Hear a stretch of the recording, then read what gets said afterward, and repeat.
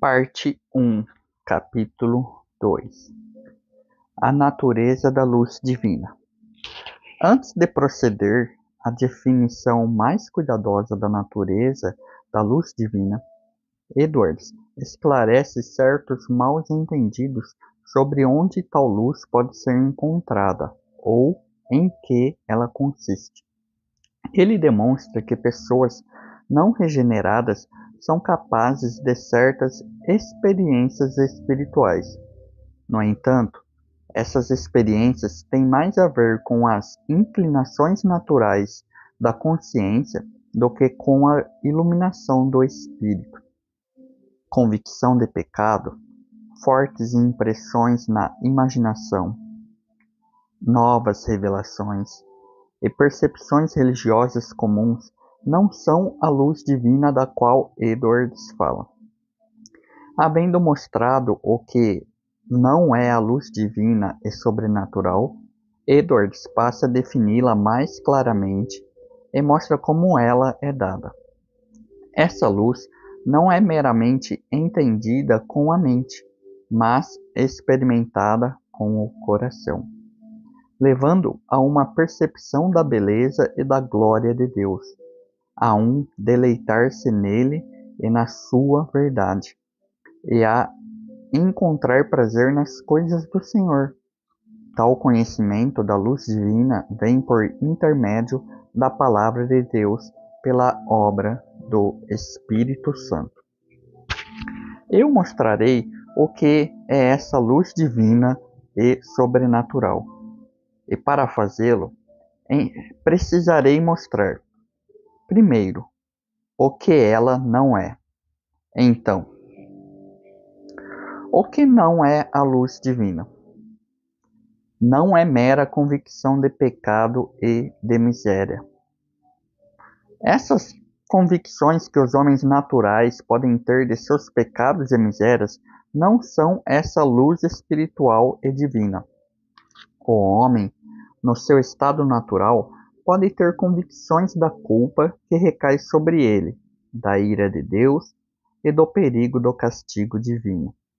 Tais convicções resultam da luz da verdade. Alguns pecadores têm maior convicção de culpa e de miséria que outros, e isto porque têm maior luz e percepção da verdade. E essa luz e convicção podem ser do Espírito de Deus, já que o Espírito convence o homem do pecado. No entanto, a natureza está muito mais preocupada com ela do que com a comunicação dessa luz espiritual e divina, da qual a doutrina fala, e que somente vem do Espírito de Deus, quando ele auxilia os princípios naturais e não infunde nenhum princípio novo. A graça comum difere da especial na medida em que a influência da graça comum está na assistência à natureza, sem conferir graça nem conceder algo além da natureza. A luz obtida é completamente natural, ou não superior à que a simples natureza se atém.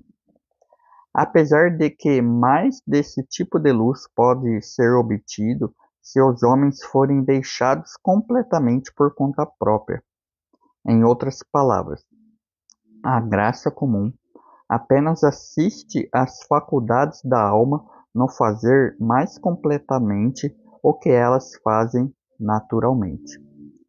Como a consciência ou razão naturalmente fazem um homem sensível à culpa, acusando-o e condenando-o quando errar. A consciência é um princípio natural ao homem, e o trabalho que faz naturalmente ou por conta própria é dar uma noção de certo e de errado e de sugerir à mente a relação que há entre o certo e o errado e a retribuição. O Espírito de Deus, nessas convicções que os homens não regenerados às vezes têm, assiste a consciência no realizar desse trabalho um pouco mais profundamente do que a consciência o faria se esses homens fossem deixados por si mesmos. Ele ajuda a consciência contra aquelas coisas que podem deixá-la estupefada e, assim, impedir seu trabalho. Mas, na obra renovadora e santificadora do Espírito Santo, tais coisas são forjadas na alma e são além da natureza, e não se encontra nada parecido com elas na alma que tenha sido criado pela natureza.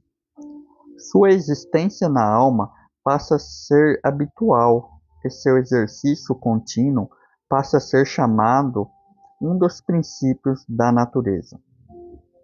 Os princípios remanescentes não apenas são auxiliados a fazer seu trabalho de maneira mais livre e completa, mas esses princípios que haviam sido completamente destruídos pela queda são restaurados. E a mente, a partir de então, habitualmente executa esses atos antes totalmente destituídos da mente pelo domínio do pecado. Assim como um corpo morto é destituído de seus atos vitais. O Espírito de Deus age de uma maneira muito diferente de um caso para o outro. Ele realmente pode agir sobre a mente do homem natural, mas ele age dentro da mente do crente como um princípio vital de morada interior. Ele age sobre a mente da pessoa não regenerada como um agente externo ocasional, pois ao agir sobre eles, não se une a eles, e apesar de toda a influência divina que eles possam ter, ainda são sensuais, não tendo o Espírito. Mas o Espírito de Deus se une com a mente do crente, tornando-o seu templo, atuando nele e influenciando-o como um novo princípio sobrenatural de vida e de ação. Essa é a diferença que o Espírito de Deus, ao agir na alma de um homem de Deus, exerce e comunica de si mesmo na própria natureza do homem. Santidade é a própria natureza do Espírito de Deus. Lembrem-se desta menção à santidade. Voltaremos a ela em cada sermão da série. O Espírito Santo opera nas mentes dos santos ao unir-se com eles e viver neles, exercendo sua própria natureza na prática de suas faculdades.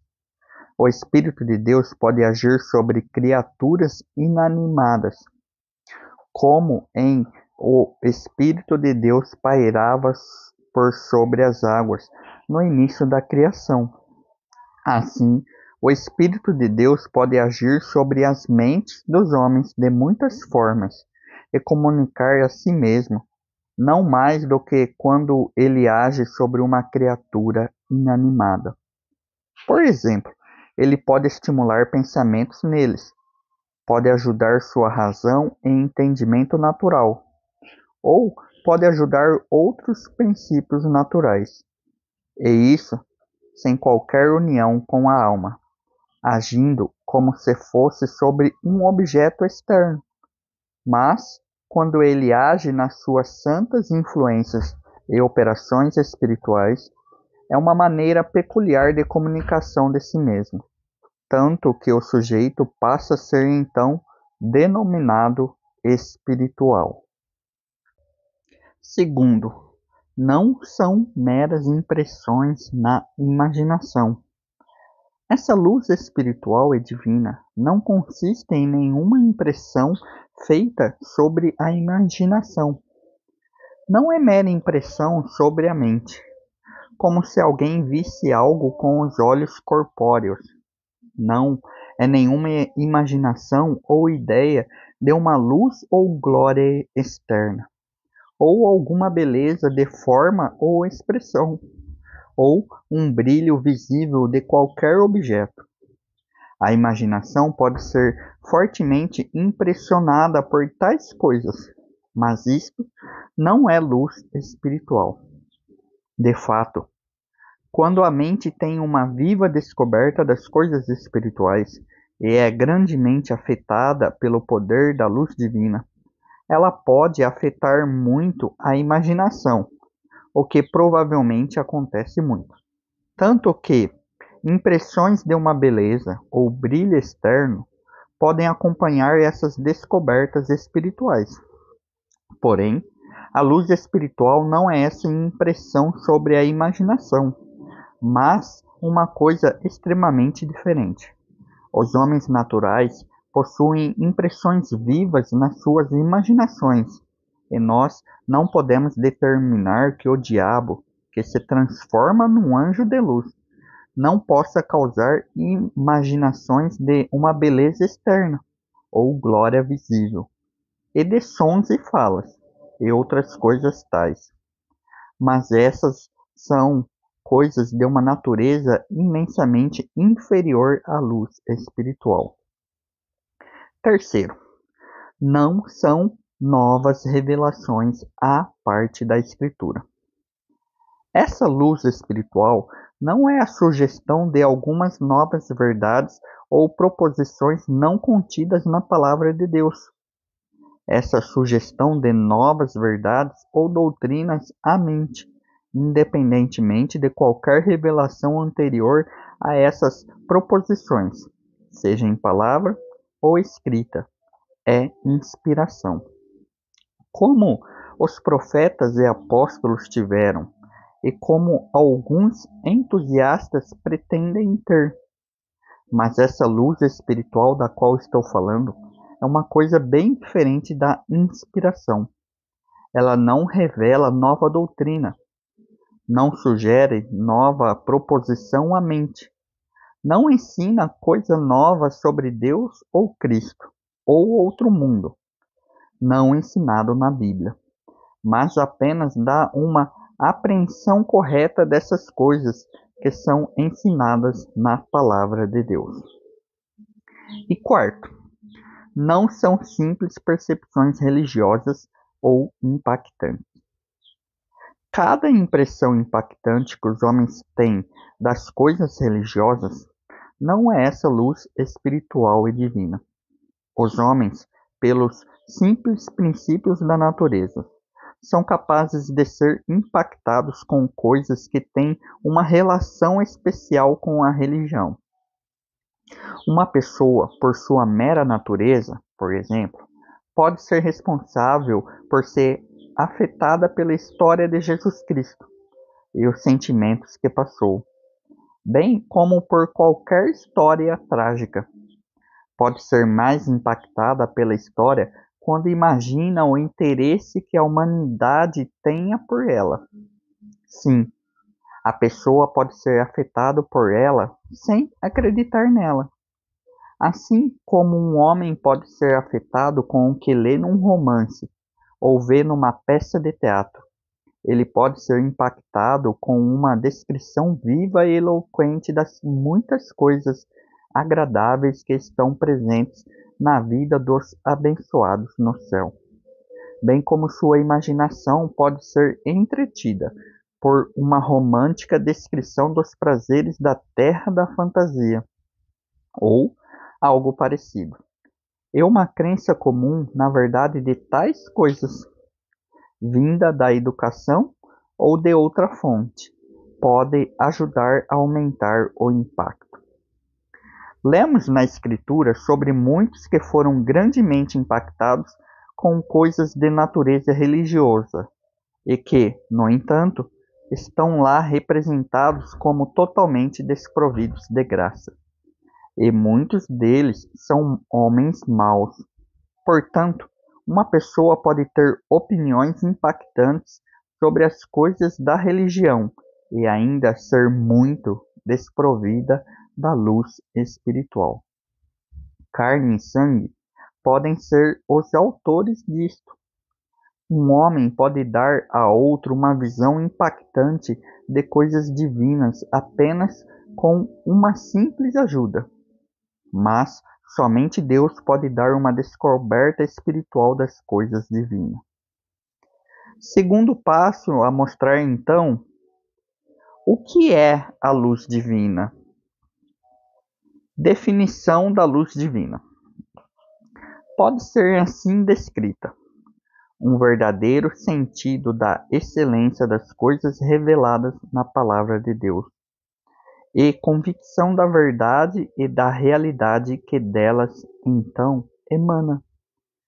Essa luz espiritual, primariamente, consiste no primeiro desses, ou seja, um real sentido e apreensão da divina excelência das coisas reveladas na palavra de Deus, uma convicção salvadora e espiritual da verdade e da realidade dessas coisas emerge da visão de sua divina excelência e glória. A convicção de sua verdade é um efeito e consequência natural dessa visão da glória divina. Assim, nessa luz espiritual há, primeiro, um sentido da divindade e da excelência das coisas da fé, um verdadeiro sentido do divino e da excelência superlativa das coisas da religião, um sentido real da excelência de Deus e de Jesus Cristo, e da obra da redenção, e dos caminhos e das obras de Deus revelados no Evangelho. Há uma glória divina e superlativa nessas coisas, e uma excelência de tipo vastamente superior e de natureza mais sublime que em outras coisas. Uma glória distinguindo-as grandemente de tudo que é terreno e temporal. Aquele que é espiritualmente iluminado verdadeiramente apreende e vê, ou tem uma percepção disto. Ele não apenas racionalmente crê que Deus é glorioso, mas tem um senso da glória de Deus no seu coração. Não há apenas uma crença racional que Deus é santo e que a santidade é uma coisa boa, mas há uma percepção da santidade de Deus como algo adorável.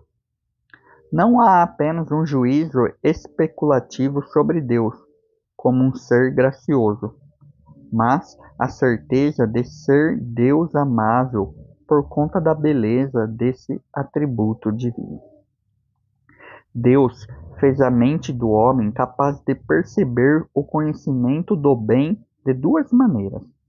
A primeira, existente apenas como noção ou ideia, é quando uma pessoa apenas especulativamente julga que algo é bom ou excelente pela concordância da humanidade. Essa melhor opção para todos é conveniente. E a outra maneira é aquela que consiste no sentido do coração, como quando o coração é sensível ao prazer e deleita-se na presença da ideia do prazer. Na primeira, a faculdade especulativa é meramente exercida, ou o entendimento, em distinção da vontade ou disposição da alma. Na última, a vontade e ou a inclinação do coração estão principalmente envolvidas. Assim, há uma diferença entre ter uma opinião que Deus é santo e gracioso e ter uma noção da beleza e de quão adorável essa santidade e graça são. Há uma diferença entre ter o juízo racional que mel é doce e ter uma noção de sua doçura. Um homem pode ter o primeiro, que não sabe qual o gosto do mel, mas um homem não pode ter o segundo sem ter uma ideia do gosto do mel em sua mente. Então, há uma diferença entre acreditar que uma pessoa é bonita e ter uma noção de sua beleza. A primeira pode ser obtida pelo ouvir, mas a última apenas pelo ver a aparência. Quando o coração é sensível à beleza e à amabilidade de algo, ele necessariamente sentirá prazer em compreendê-lo. A ideia de algo ser agradável à alma está implícita na sensibilidade jubilosa da pessoa que percebe a sua beleza. E isso é bem diferente de se ter uma opinião racional de sua excelência. Segundo, uma convicção da verdade das coisas divinas. Uma convicção da verdade e da realidade das coisas contidas na Palavra de Deus emerge dessa noção da excelência divina, tanto direta quanto indiretamente. Primeiro, indiretamente, de duas maneiras. Primeiro, os preconceitos do coração contra a verdade das coisas divinas são, por conseguinte, removidos, de maneira que a mente se torna sensível à força natural, aos argumentos racionais de sua verdade. A mente do homem é naturalmente cheia de preconceitos contra a verdade divina. É cheia de inimizade contra as doutrinas do Evangelho, o que é uma desvantagem para aqueles argumentos que provam a sua verdade e fazem que eles percam a sua força sobre a mente. Mas, quando uma pessoa descobre a excelência divina das doutrinas cristãs, a inimizade é destruída. Os preconceitos são removidos, a razão é santificada, fazendo que ela fique aberta à força dos argumentos de sua verdade. Portanto, os milagres de Cristo tiveram um efeito no convencimento dos discípulos, diferente daqueles nos escribas e fariseus. Não que sua razão fosse melhor ou mais forte, ou tivesse sua razão melhorada, mas ela estava santificada, e aqueles preconceitos ofuscantes que dominavam os escribas e fariseus haviam sido removidos pela noção da excelência de Cristo e de sua doutrina. Segundo, não apenas remove os impedimentos da razão, mas positivamente a ajuda. Torna até as ideias especulativas mais vivas. Prende a atenção da mente com mais fixação e intensidade para esses tipos de objetos. Faz haver uma visão mais clara deles e das relações entre eles, e passa a percebê-los mais. As próprias ideias que, de outra maneira, são vagas e obscuras, desse modo são favoravelmente afetadas com maior força, e uma luz cai sobre elas. E assim a mente pode julgá-las melhor. É assim com aquele que possui objetos na superfície da terra. Quando a luz do sol se lança sobre eles, tem maior vantagem em discerni-los nas suas formas verdadeiras e em suas relações naturais, do que aquele que vê os objetos à fraca luz do pôr do sol. A mente sensível à excelência das coisas divinas lida com elas com prazer. Os poderes da alma estão mais despertos e vivos, e são usados na sua contemplação e exercidos mais completamente e com mais propósito. A beleza dos objetos faz uso das faculdades e traz à tona suas práticas. Tanto que a própria razão tem muito maior vantagem para o próprio e livre exercício e para reter o próprio fim, livre da escuridão e da desilusão. Segundo, um verdadeiro senso da divina excelência das coisas da Palavra de Deus convence-nos mais direta e imediatamente de sua verdade. E isso porque a excelência dessas coisas é muito superlativa. Há uma beleza nelas tão divina e parecida com Deus que grandemente as distingue de modo evidente das coisas meramente humanas ou das coisas inventadas pelos homens. Uma glória tão alta e imensa que, quando vista, exige concordância à sua divina realidade. Quando há uma descoberta real e viva dessa beleza e excelência, não se permite imaginar que seja fruto da invenção dos homens. Esse é um tipo de evidência divina, intuitiva e imediata, porque eles veem uma glória divina, transcendente e muito evidentemente distinta neles.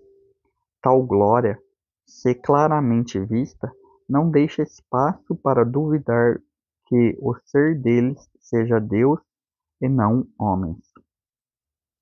Tal convicção das verdades da religião, como esta, surgida de uma percepção de sua divina excelência, está incluída na fé salvadora. Essa convicção original é o que mais essencialmente distingue daquela comum concordância da qual os homens não regenerados são capazes. Segundo, agora passo à segunda proposta, isto é, mostrar como essa luz é diretamente dada por Deus e não por meios naturais. As faculdades naturais estão envolvidas. Não há intenção de não usar as faculdades naturais, a leitura e o entendimento, o pensamento e o raciocínio. Elas são o objeto dessa luz, e de tal maneira que não são meramente passivas, mas ativas. Ao permitir que sua luz penetre na alma humana, Deus trata com o homem de acordo com a sua natureza e faz uso de suas faculdades mentais. Mas, ainda assim, essa luz não deixa de ser menos diretamente de Deus por isso. As faculdades são usadas como objeto e não como causa. Como o uso que fazemos de nossos olhos ao perceber vários objetos. Quando o sol se levanta, não é a causa da luz que revela esses objetos a nós. Meios externos também estão envolvidos. Não há intenção de não envolver meios externos neste assunto. Não é neste assunto, como na inspiração, em que novas verdades são sugeridas. Por essa luz apenas é dada uma apreensão apropriada das mesmas verdades que estão reveladas na palavra de Deus e, portanto, não é dada sem a palavra. O Evangelho é usado nessa tarefa. A luz é a luz do Evangelho da glória de Cristo, segundo a Coríntios capítulo 4, verso 4. O Evangelho é como um espelho, pelo qual essa luz nos é levada. Porque, agora, vemos como em espelho. 1 Coríntios capítulo 13, verso 12. No entanto, somente o Espírito de Deus concede luz divina. Quando dizemos que essa luz é dada diretamente por Deus e não obtida por meios naturais, pretende-se aqui afirmar que ela é dada por Deus sem fazer uso de nenhum meio que opere pelo seu próprio poder de força natural. Deus faz uso de meios, mas não como causas para produzir esse efeito. Não há verdadeiramente nenhuma causa secundária. Deus a produz diretamente. A palavra de Deus não é causa apropriada desse jeito. É usada apenas para levar à mente o assunto dessa instrução salvadora e o faz realmente por força natural ou influência. Leva às nossas mentes essas doutrinas e é a causa de sua noção em nossas cabeças, mas não da percepção de sua divina excelência em nossos corações. Realmente, uma pessoa não pode ter luz espiritual sem a palavra. Mas isso não afirma que a palavra propriamente causa luz. A mente não pode ver a excelência de uma doutrina sem que primeiro essa doutrina esteja na mente. Mas perceber a excelência da doutrina pode ser diretamente do Espírito de Deus, apesar de que a comunicação da doutrina ou da própria proposição possa ser pela palavra. Portanto, as noções que são o assunto dessa luz são comunicadas à mente pela palavra de Deus, mas a percepção apropriada do coração, no que essa luz formalmente consiste, vem diretamente do Espírito de Deus. Por exemplo, a ideia de que há um Cristo e que Cristo é santo e gracioso é comunicada à mente pela palavra de Deus. Mas o senso da excelência de Cristo, pela razão dessa santidade e graça, é todavia obra direta do Espírito Santo. Questionário.